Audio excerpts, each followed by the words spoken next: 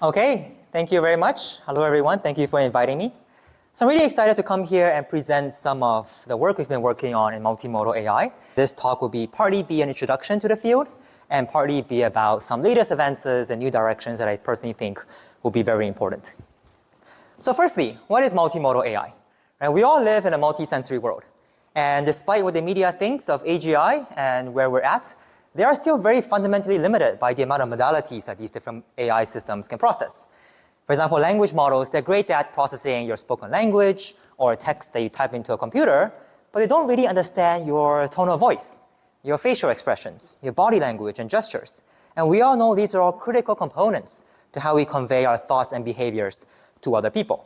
Likewise, we've seen great progress in AI for health, but a lot of this progress has still been isolated to single domains. We have systems that can look at X-ray images and try to detect presence of tumors, but that's not all a doctor does. They take a holistic view of patients, they administer more tests if necessary, they hook them up to various forms of ICU or physiological sensing, and they use this whole big picture across a patient's multiple decades of life to understand and treat the patient. And we have that, that's not possible with today's AI systems.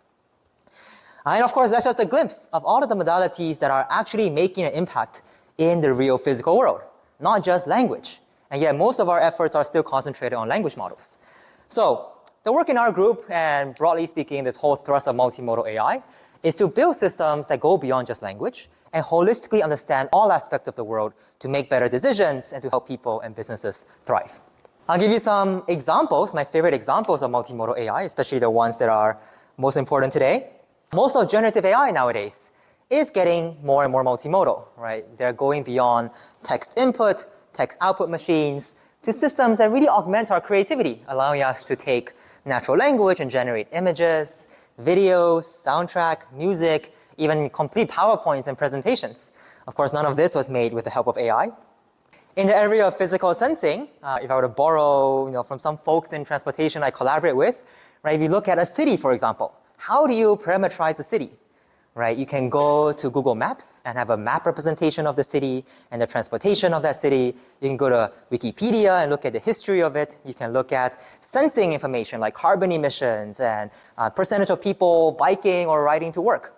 These are all different views of a city, and this is by definition a very multimodal problem. To have the best understanding of the world and the physical world, you need to integrate all of these modalities into holistic representations. So that's a big part of sensing in physical systems in manufacturing and IoT. Some of the most favorite and exciting work that we are doing in this space looks at the sense of touch and the sense of smell. Right? There's been so much interest in robotics and in body AI to be able to build robots with the same sensing and manipulation capabilities like human hands.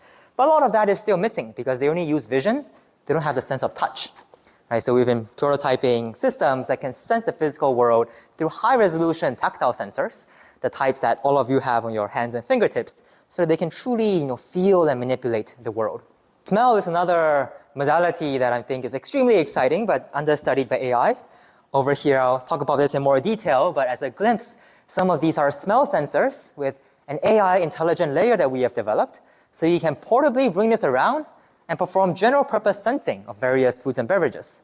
Here is designed to detect the trace amount of peanuts, which can be very important if somebody is allergic to peanuts. It can detect peanuts in your candy bars and jars of peanut butter. As I've mentioned, health is another big aspect. Health is highly holistic. Most of the indicators, believe it or not, are not taken in the doctor's office. They are tracked over long periods of time, long periods of life.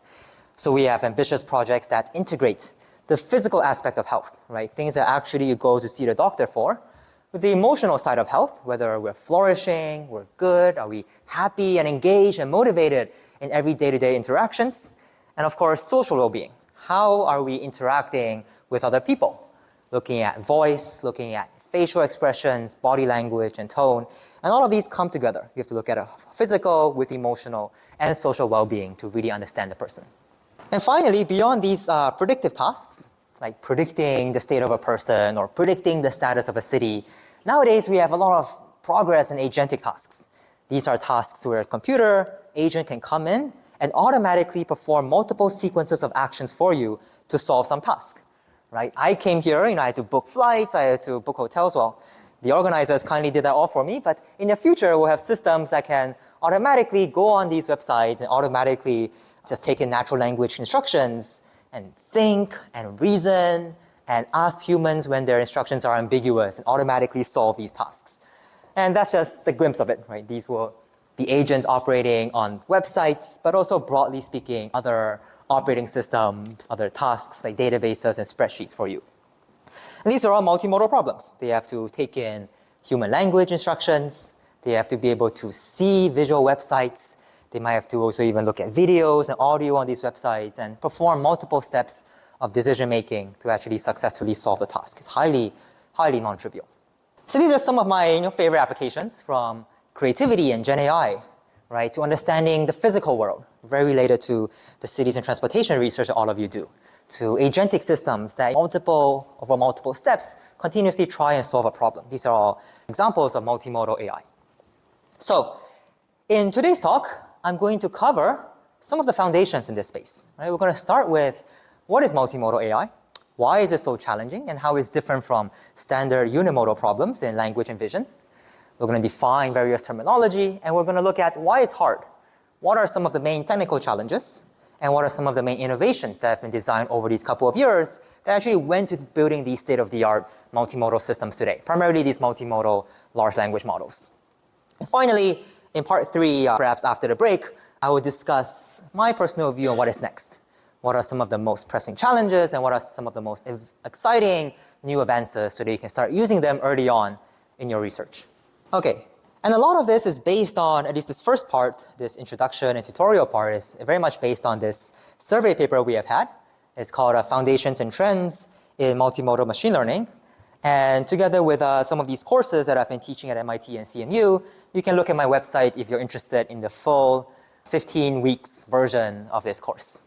All right, so starting with what is a modality, right? When we think about multimodal, we look at problems that involve different data modalities. And you can roughly think of a modality as a way in which one physical sensing system is being perceived or expressed in the world. Usually that involves some sensor that is picking up an expression of that data form. And you can think about modalities as being on a spectrum from raw modalities closer to the sensor, just directly being picked up, to more abstract modalities that have undergone more processing after being collected from that sensor. So for example, this microphone is a sensor right now. It's picking up my speech signal. This raw speech signal that a microphone picks up is a raw modality. You can start processing it by extracting language and doing automatic speech recognition and writing down what I'm saying. You can then start extracting things like sentiment. So how happy or sad or angry this person seems when they're expressing their views. So all of this is just a spectrum from more raw to more abstract. So multimodal therefore refers to problems involving different data modalities. And when many of these raw modalities come together, they bring about 3 core challenges, right? The first core challenge is that of heterogeneity. The fact that your data modalities are often very different, and this difference causes them to be very difficult to be processed jointly. We call that a challenge of heterogeneity. The second and third challenges together refer to the ways these data modalities interact with each other. So we call these broadly interconnections. And you can think about them as being connected, which means that these 2 data modalities often have some overlap in information, and interactions, which means that when they come together, they provide new information for some new task that we are trying to predict. So let me give you some examples to make these terms more concrete. Firstly, heterogeneity, right? This is, as I mentioned, the core challenge that different data modalities exhibit differences from each other. And again, you can think about this as a spectrum from more homogeneous with more similar qualities to more heterogeneous with more and more different qualities, right? Something that's more homogeneous might be things like image from 2 different cameras. You have a view from this image taken by a camera with this angle, and you have an image from a camera taken by this other angle, right? These are more homogeneous because they're both visual modalities. They both have the intrinsic properties of being spatial, of being pixel, RGB values, but they're still quite different because different cameras from different views often give you different information. You can then start thinking about text from 2 different languages, right? Maybe English and Korean. You can still translate between them, so there's lots of overlap in information, but of course the grammar, the spelling, the syntax, everything is different across different languages. Language and vision, now you start going to more different, right? You have an image and a caption. One is a spatial modality, one is a temporal modality, right? Now they start seeing more and more different. And you might get even more heterogeneous, like language and sensors, where it's not even clear that given like a, sensing data from an earthquake, for example, how could you even come up with a language that corresponds to that sensor? So that's more heterogeneous. Now, while it's very difficult to process modalities, the more heterogeneous they are, abstractions give us a way of turning these modalities that are more heterogeneous in their raw form into more homogeneous in their abstract form, right? So you can start thinking about approaches that process your image into image features and process your text into text features. The data itself can be very different from each other, but the features now can become increasingly similar. That's the power of using AI. So that's the first challenge, right? The idea that modalities often show heterogeneity. The second challenge is that of connections, right? This refers to the problem that different data modalities often show some common overlaps in information. So we like to draw Venn diagrams like this, where there is some connections in the middle, and that's in contrast to the unique information in one and not in the other.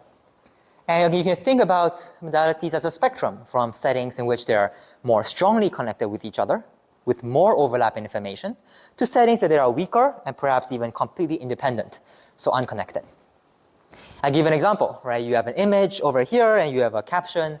This could be any Instagram or Wikipedia image captioning data set. And you can start seeing that, of course, there's connections, right? Teacup is in the image, it's referenced in the caption. Laptop, the room is clean. These are the common overlaps in information, right? And you might think about designing an algorithm to caption the image by capturing these connections. At the same time, there's a lot of unique information in the image that is not in the caption. The fact that there's a sofa, that the sofa is gray. All of this is information that is in one modality, but not in the other, right? So if you just design an image captioning system, you will fail to pick up the unique information in the image. So we call this a property of connections and how to learn these connections. The third key principle in multimodal learning is this idea of interactions, right? Now you start introducing a task, something that you want to predict from these two modalities. And interaction looks at how the information from the two modalities combine to predict that task. So again, starting with this Venn diagram, we saw that x1, x2, you had some connections that was overlapping between them. There's some unique information in one, unique information in the other. Now you introduce this task y that you're trying to predict, right? And there's different ways in which these two modalities can interact in predicting that task, right? One key type of interaction is that of redundancy. That's this problem where the two modalities contain some common information, and this common information is important for predicting that task. For example, I might say, this movie is great, with a huge smile on my face, right? Both of these indicate positive emotion, and together you are very much more confident that a person really enjoyed the movie. That's the problem of redundancy. Uniqueness is when there's information in one that's critical to the task, and the goal is to ignore the other. So you can think this person starts saying, this movie did a good job developing the characters, but it's neutral expressions. They're not showing anything expressive in their face. So out of these, you want to identify that one of the modalities gives a unique information, and you should look at that one, and you should ignore the other one, right? So that's a type of unique interaction. Now the third type of interaction is what I love the most. It's called synergy. This is a setting where there's some emerging information that only arises when these two modalities come together. So you can think about a person saying, wow, now that seems positive, but the way that they say it with their expression and the context, negative face indicates negative. And what does that mean? The person is actually being sarcastic, right? They're not actually saying, wow, that's great, but wow, I can't believe you did that. And that's an example of synergy, because only by contextualizing a positive expression with angry expressions, then you can indicate that a person is actually being sarcastic about the topic. So that's an example of synergy. And of course, in different settings, you have to learn different types of interactions. Sometimes it's very much about picking up what is redundant. Sometimes about picking up what's unique in one and not in the other. And sometimes it's all about learning this synergy. So to summarize, in part one, what is multimodal? Multimodal refers to this class of problems where the data comes from different data modalities, which brings about three core challenges, right? The fact that data from different modalities are often heterogeneous, very different from each other, and these differences make it very difficult to process them together. the fact that they show connections. These are the overlaps in information between the two modalities because of some common information. And finally, trying to model how they interact. When you bring about a new task Y, do they show redundancy, uniqueness, or do they synergize and provide more information important for the task? So it's all about studying heterogeneous, connected, and interacting data. So that is the properties of multimodal data. Now let me get into the challenges. So what specific approaches and models do we develop to model data like this? So I'm going to show again in abstract form because this general framework, these challenges, they work for any data modalities. So just think about different data modalities as sequences, right? Sequences representing a whole modality with individual elements as an individual shape. So red triangle, blue circle, green square. You can think about this as the words that I'm saying in a language modality. It can be time steps in sensor data. It can be parts of an image. It can be any modality. Anything can be seen as a sequence with individual elements. Now the goal of this is to naturally learn representations through this box, using multimodal AI to learn representations that are useful for some downstream task, be it predicting something or even generation or even translating from one modality to the other. So the key question becomes what really goes into this box, right? What are the main ways of designing multimodal AI systems that go into that box? So to design it properly, there are 6 challenges that you have to address, right? And each of these 6 challenges kind of tackle a different aspect of the problem. The first challenge is perhaps the most critical. It is what we call learning representations. How do we learn, in this case, multimodal representations that basically reflect how different data modalities interact with each other with the right information? So this is a core building block because almost any problem that you deal with, right? You have language and vision, you have lots of physical sensing data, you have various medical data collected from a patient. You have to first decide how to learn a representation that combines these different data modalities. So for the simplicity, you first, in the case of representation, ignore all other elements and just look at one element from each. So maybe you just look at one word that I am speaking instead of the whole sentence. You look at one time step in the sensor instead of the whole sensor. Right? We're going to generalize this to more sequential modalities later. So this makes things simple. And in general, there's 3 ways of learning representations, each suitable for a different type of problem. Right? One way of learning representations is what we call fusion. You take your 2 data modalities, your word and your sensing data, and you combine them into one joint representation. This joint representation is meant to combine and learn how they synergize, how this information combines together. That's called fusion. In contrast, another way is called coordination. In this case, you take in one modality, you learn embedding, you learn an embedding for the other one, and you keep these 2 representations separate, but you coordinate them using some function. It can be a similarity function. Right? So this can be contrastive learning that learns embeddings of language and embeddings of images, and you try to make sure they're similar, right? The word happy should be very nearby facial expressions that are showing happiness, but they're not necessarily combined into one representation. And the final case is what we call fission. In this case, you start with 2 modalities, or 2 elements, and you learn more representations than you started with. And these representations can each tackle different factors in the data. Some of them can capture the more common information, some of them can capture information that is in the first and not in the other, and vice versa. So sometimes this factorization or fission is very helpful. So these are different ways of learning representations, in this case multimodal representations from data. So as we recall, we started by talking about representations, where we just looked at one element in each and we ignored the rest. In alignment, now we look at all the elements, right? And usually when you look at all the elements, they often have some structure. Language has a temporal structure, image has a spatial structure. Other examples, in transportation, for example, you often have graphs and maps. These are more hierarchical structure, right? Alignment basically looks at data from these different structural forms and tries to map them into some similar space by learning the commonalities between them. How do you do alignment? Well, again, there's 3 general ways, each suitable for a different type of problem. One type is what we call discrete alignment. In this case, you assume all the elements in your modalities are discrete. So language, your text tokens are discrete. Image object boundaries, they're often discrete. Right? Once you assume everything is discrete, then discrete alignment basically becomes a discrete matching problem. How do you learn that this word in the set of discrete words maps to this region of the face or of the image? This is harder when your data is continuous, right? Language, vision, and object regions are discrete, but sensing data, video data, audio data, they're all continuous. So you have to add this extra step of taking in continuous data and learning the discrete boundaries between them, or directly aligning in continuous space. And while these two goals, the goal is just to align the data, find out which element maps to which one in the other, there's also a way of learning aligned representations. So in this case, you use the alignment that you have learned to contextualize your representations so they do better in downstream tasks. This is the basis behind most of your language models, because language models, they look at one word that you have typed and they contextualize it by aligning it with other words you have typed in its context. And these multimodal language models align your words with other images that you have provided in its context. And we'll talk about that more in detail. So challenge 3 is reasoning. We've looked at how to represent each element. Over here, individual representations. We looked at aligning multiple elements in your modalities.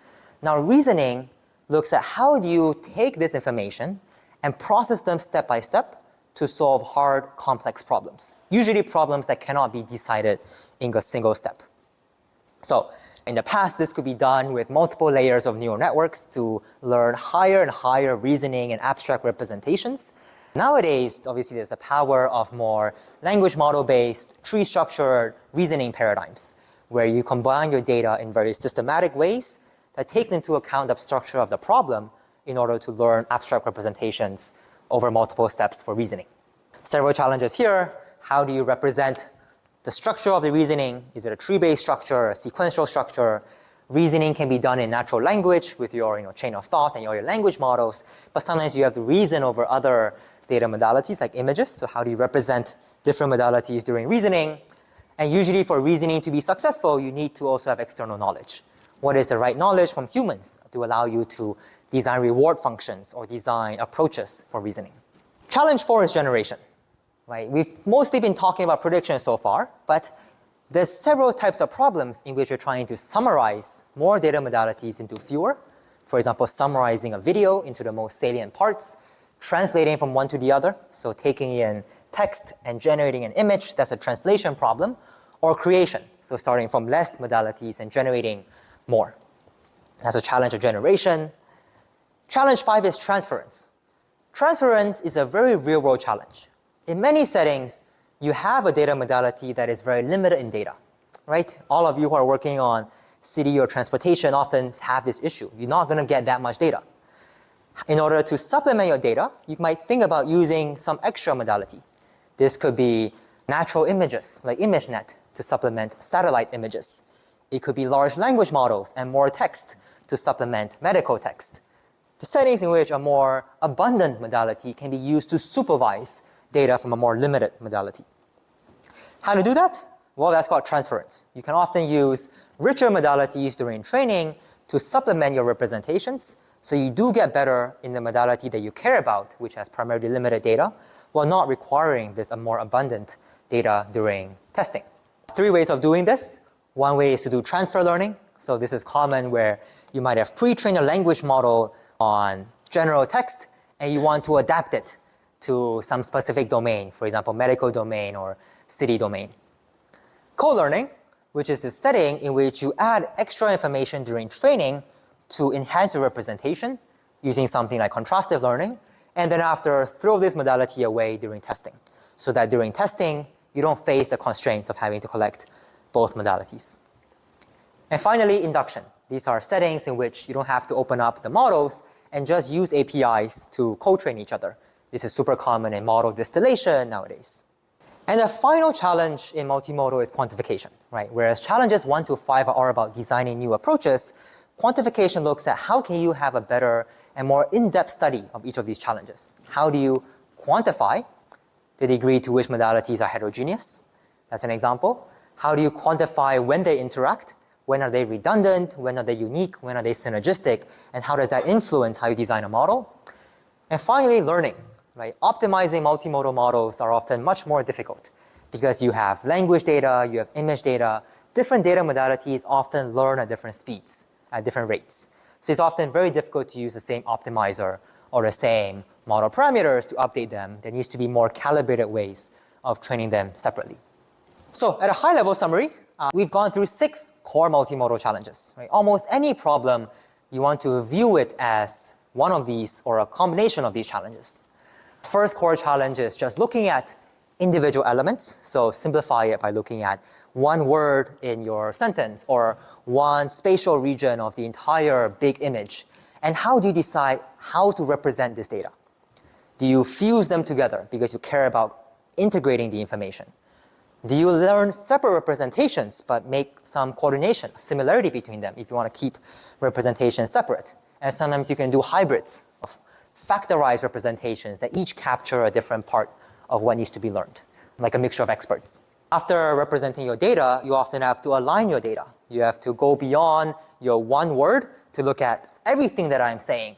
You have to go beyond one sensor reading to the whole sequence of sensor readings. Right? When you start looking at data modalities with temporal or spatial or any type of structure across your elements, now how do you start aligning which are related to which? That's important to learn representations. So often you start with learning representations and then aligning your data, or both of these need to be done. After that, reasoning is particularly important for problems that go beyond a single step perception. Right? If you're just perceiving, there's a person in this image, you don't need reasoning. But if you're solving something more complicated like mathematics problems or long-range decision-making problems over multiple steps, you often have to do reasoning over the data modalities. That gives you a prediction, but beyond prediction problems, there are also generation problems, problems that involve summarizing or creating more data or mapping from one modality to the other, text to image, text to video generation. Transference refers to this challenge where you care about predicting something, but you have very limited data. How do you use some other data modalities to supplement it during training without having this extra cost during testing? So that's transference. And finally, quantification can be seen as the magnifying glass to really holistically understand and quantify and give theoretical guarantees for when these work. So all of this, again, available in the survey paper I had shown several slides earlier, or in the 15-week long course, we go through every one of these in detail. But this is a high level how you should approach some of these multimodal problems. So to summarize the tutorial part of the talk, what is multimodal? Multimodal refers to problems that have 3 key properties. Data is often heterogeneous, which means that they are different, they have different qualities, they have different structures, different representations, and that makes them difficult to learn together. At the same time, they show connections, they show overlap in information with each other. For example, captions that describe your image. But this is in contrast with unique information in one and not the other. That describes connections. And finally, when you start introducing a task that you want to predict, how do you model the interactions between them? Is it redundant? The common information is important for the task. Is it unique? Is caring about one modality and ignoring the others? Or is it synergistic? Do you really have to combine them and it's a new information that arises from the combinations? That refers to 3 properties of multimodal data. And in terms of methods, taxonomy of methods to deal with multimodal data, you can think about them in the 6 forms: how to represent these elements, how do you align multiple elements, how do you reason over multiple steps, how do you generate more data, how do you transfer from high resource to limited data, and how do you quantify when things work and when they don't. Right? Great. Okay. Now I'm going to talk about what is next. Some of the key latest advances in multimodal AI, both in the past couple of years and also in the years ahead. And we're roughly going to follow these 4 things. Right? I'm going to cover perhaps what everyone is most excited about and what everyone is using nowadays. Introduction to how these multimodal foundation models in general are designed, how they are architecture is designed, how they are pre-trained, post-trained, fine-tuned, all that stuff. We're going to talk about how you can adapt language-only models into multimodal LLMs, because if you think about it, most of these multimodal foundation models you work with today were not trained multimodal from the ground up. They started as language models, trained with language, and then more modalities were stapled on top of them. Right? So there's different paradigms in designing these multimodal models. And finally, we're going to talk about going from just text generation to multimodal generation. So that closes the loop from multimodal inputs to multimodal outputs, and I'll cover some latest directions about new modalities and agentic problems. All right, so recap. Unless you've been living under a rock, you probably all know what large language models are. They can answer questions, general free-form questions. They can engage in long-range dialogue. They can do any form of translation, retrieval, search, integration with tools. And nowadays, reasoning-wise, they can do multi-step hard tasks, right? Solving math problems and writing code. Right, so LLMs are great, but of course, as we've motivated, most problems that we care about don't just operate in language. Right? We often have to look at real data. We have to be grounded and look at cities and transportation and health, all real data which goes beyond language. So naturally, there's extensions of large language models to these large multimodal models. So I'll give you a glimpse of, what kind of problems we work with in these large multimodal models. Forgot to set up audio, but maybe we see this place. It's just a privilege to watch your mind at work. You hear that? I'll play it again. It's just a privilege to watch your mind at work. So we do a lot of work with understanding people, and this is a classic example of some of the data sets that we work with. Some of you might realize this from the Big Bang Theory, where Sheldon, as always, is making fun of his friend Leonard, and in this case saying, it's just a privilege to watch your mind at work. Of course, it's not really a privilege, and he's being sarcastic to Leonard because he probably did something funny. Right? So what do we want these large multimodal models to do? Right? In this case, a video language model ideally should classify. Right? You should be able to ask it classification problems. Classify what is the tone, how many people, what are they talking about, any open-ended classification problems. Open-ended, you can start describing the relationships between these two people, and they should be able to realize these are obviously funny, sitcom, they're long friends, that's why they're making fun with each other, they're not strangers. Alongside explanations. This is where it starts getting interesting because you want the model to explain not just in language, but even citing visual evidence, citing and searching for what the name of this series are, maybe searching for previous episodes where they really make fun of each other. So you can start even generating visuals and video in the output, not just text. Generation, imagine you're a story creator and you want to use this as an inspiration to generate more videos, right? So now you really need to have free-form video generation as the output. And also reasoning tasks like counterfactuals, right? Can you ask a question like, imagine or create a new video where these people are from a different culture. Would this still be seen as funny? Is it going to be offensive? How do they animate this in different languages, different cultures? Now this starts stress testing the reasoning and social aspects of your model. So nowadays the models are mostly kind of really good at the first three, right? You can have video language models classify and do everything and explain and reason. But in terms of fully video in, video out, that is still a challenge. Making them more human-centered and socially intelligent and able to understand and interact with different cultures, of course, is still a challenge. And I'm just using video as an example, right? In general, multimodal, large language model. Large multimodal models, they can operate over images, they can operate over sensing data, they can even operate over all sorts of different data modalities. So what goes on into actually building these models, right? What are the actual components of it? So if we distill what we saw, you had input, and again, this input is sequential, as I've motivated. Most multimodal problems, or most problems in the world are sequential, right? You have the dialogue that is being spoken over multiple words. You have the facial expressions that are being expressed. You have your voice and other body language. So all of these can be seen as different elements in a sequence of different data modalities. Now, all of these models work by first learning a representation.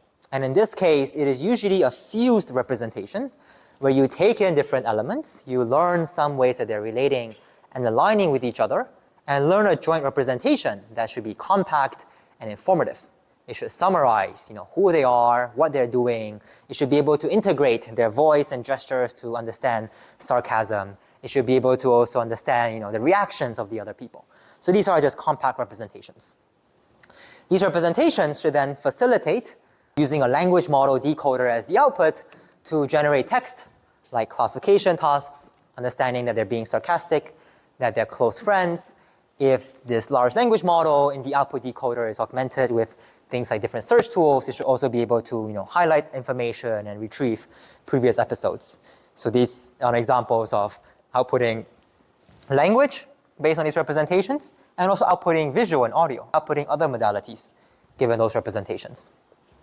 And this should go on across multiple steps, right? This goes on across multiple steps because we often just prompt these models multiple times and until we're satisfied and we move on.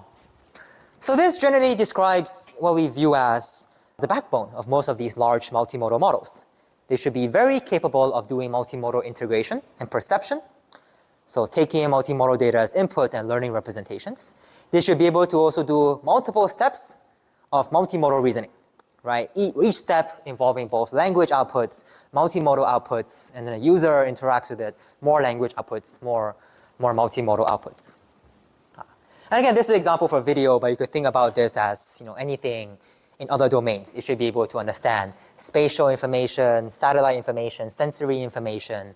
It should be able to answer questions about that information. It should also be able to, for example, literally maybe retrieve for you a new map or generate for you different simulations of traffic patterns. So that's examples of language output and also output in other modalities. So to achieve this, my view is that you usually have 3 steps to deal with, right? The first step is to first just do perception, taking in different data modalities that come in as a sequence and learning representations, right? That's the first core challenge, and I'll cover how this is done. The second step is to then actually use that representation to adapt your language model. So now you have multimodal in language out, that's part 2. And part 3 is to then extend it to multimodal outputs, not just language outputs, but multimodal outputs. So this slowly builds up multimodal input, multimodal output, general purpose models. So in the first one, right, how do you just deal with multimodal inputs? So in this case, how do you learn temporal representations from different modalities, for example, integrating language, video, and audio sequences? Well, naturally, as you've probably guessed, these transformers and self-attentions are a very foundational way of achieving this. And some of you, I'm hoping some of you know what basic self-attention, what transformers are, but I'm going to show the extension to multimodal. In general, this is kind of the equation you want to understand, right? So in this case, imagine you have language coming in. I'm just simplifying, let's say just 3 words, right? It's a privilege to watch your mind at work, assuming you remove all these stop words.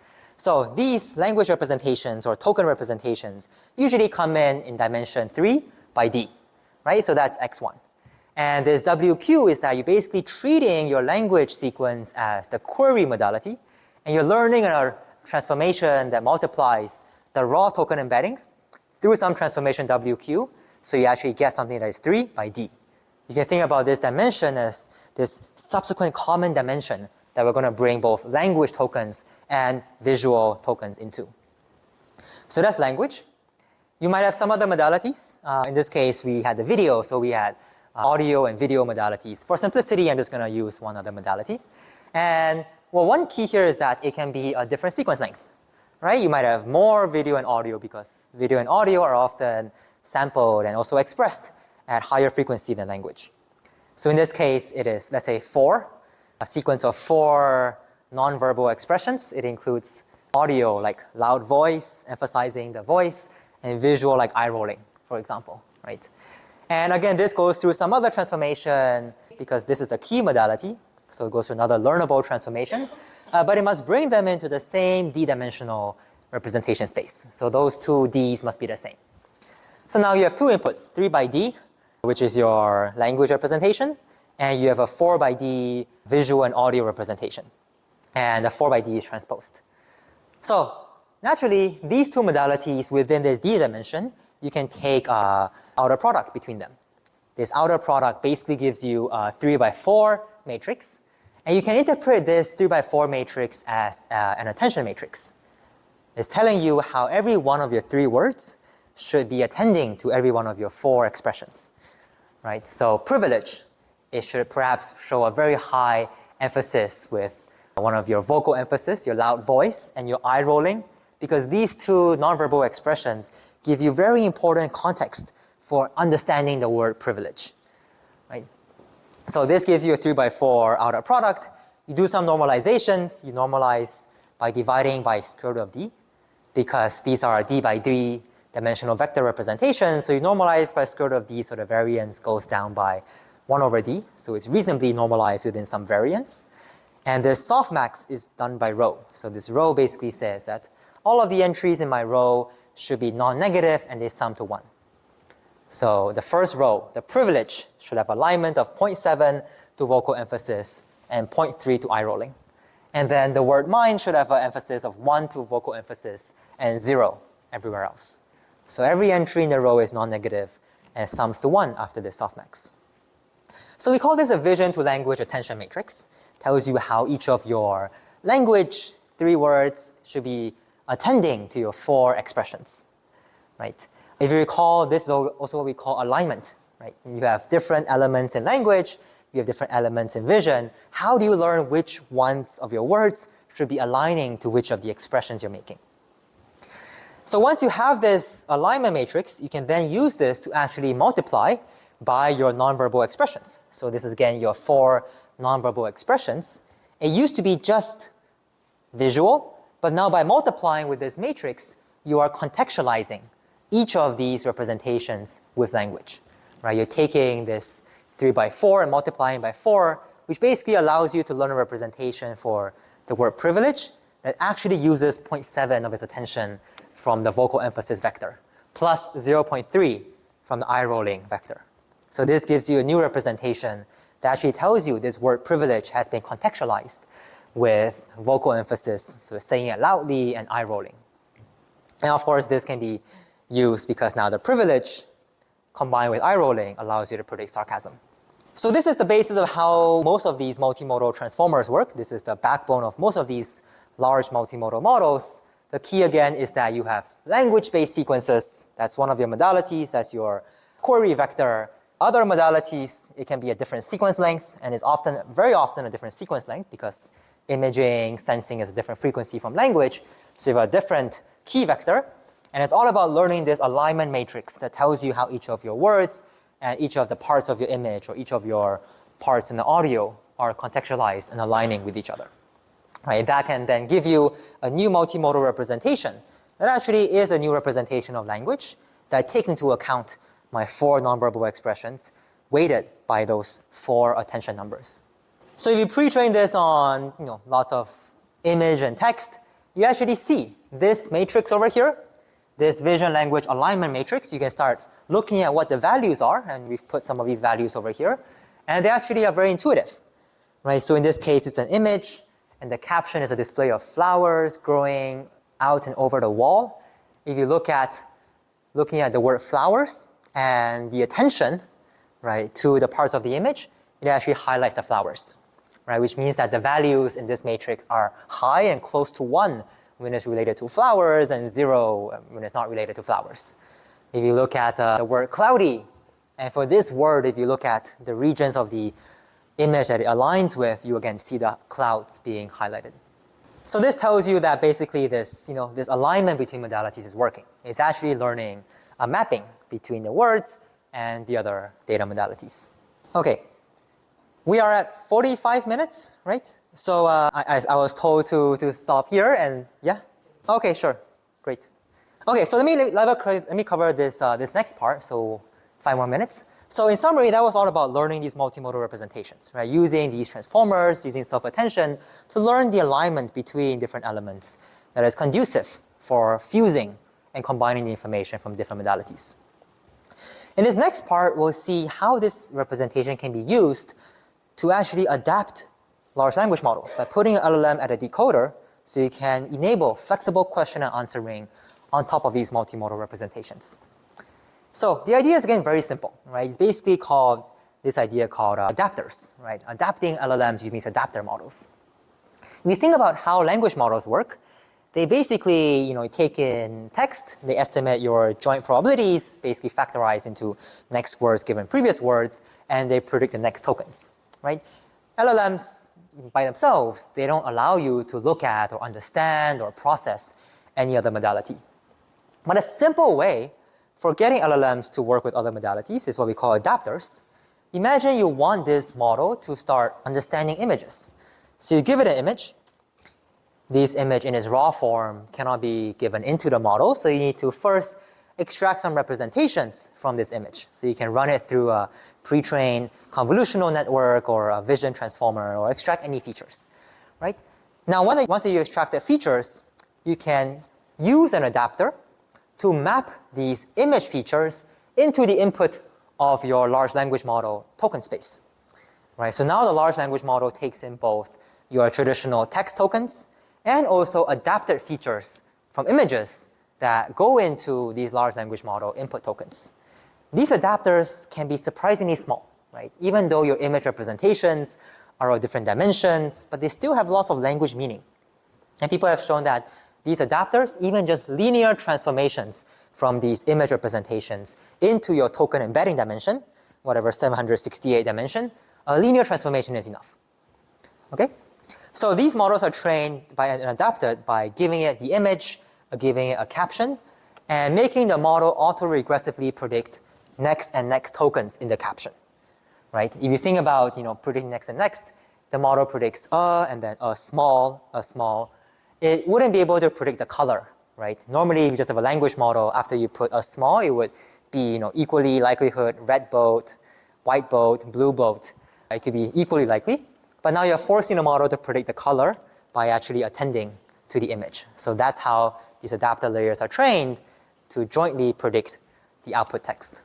So once this model is trained, another key here is these language models are usually large, right? That's why I drew this ice icon over here. These language models are usually large, they're hard to train, they don't need to be further trained, so they're often frozen. Nothing in the language model parameters are being updated.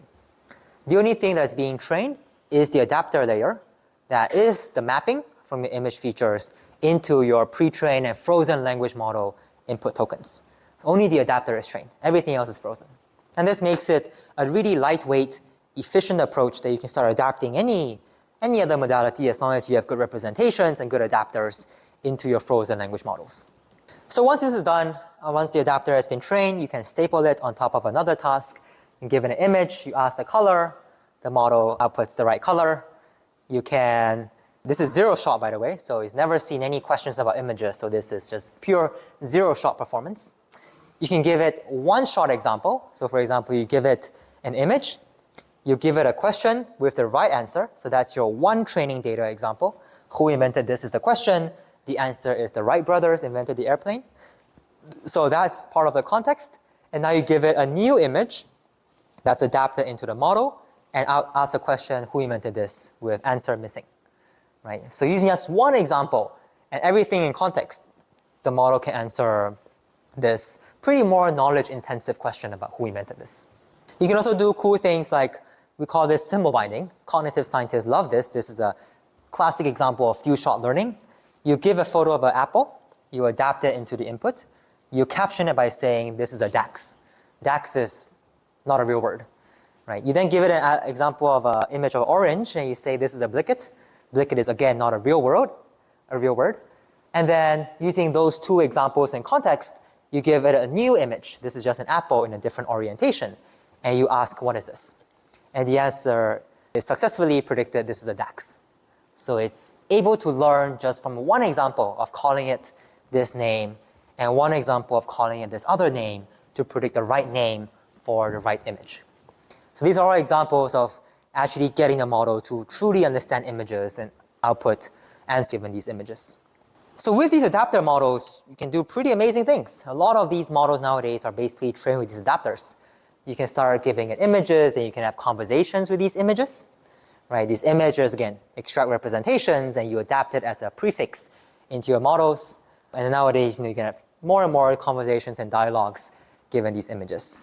I like this mini GPT-4 resource because it's a pretty good open source reproduction after GPT-4 came out, which was, you probably know, the first.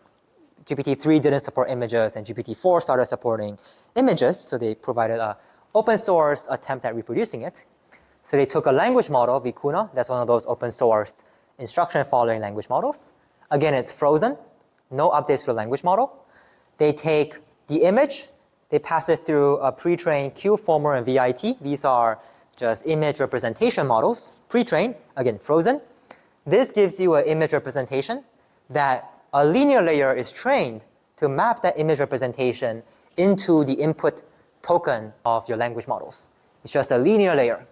Only this part is being trained in the whole model. How exactly does training work? Well, first stage is to align it using paired image text data. So I'm going to first train it because Vicuna, this language-only model, has never seen images, right? So the first step is just let it see some images.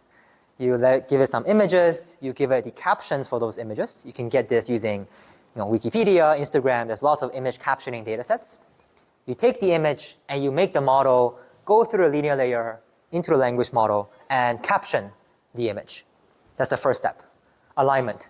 So the model can take in the image and predict the caption. Stage 2 is then what we call instruction tuning. Instruction tuning means that we don't always want our model to just caption images and describe images. We want them to actually do useful tasks for us. So you give it examples of actual tasks like imagine you're an assistant that is good at designing logos. You give it a logo that you design. You ask a question, what do you think about this logo that I've designed? And then you ask humans who are expert designers to give it an answer. For example, this logo is good because it's simple, minimalistic, it effectively communicates the brand's message. You collect a bunch of these instruction pairs of image together with real tasks that humans want and real human answers, right? And then you train the model to reproduce and using supervised learning to repredict what these human answers are. We call that instruction tuning, right? So using image, text instructions from people, actual human tasks that we care about, and example completions, again, from expert humans who are giving really good completions about it. So you can think about these two stages as kind of the pre-training and post-training for multimodal, right? Obviously, you've pre-trained the language model, you've probably instruction-tuned the language model, you've pre-trained the image representation. Now you are continuing to train image descriptions, so that's image text pairs, and then also fine-tune by getting instructions that people actually want performed for these multimodal tasks. Okay, great. Let me end there. I can take some questions, take some break, and then we'll continue the second part with more latest advances in today's multimodal models.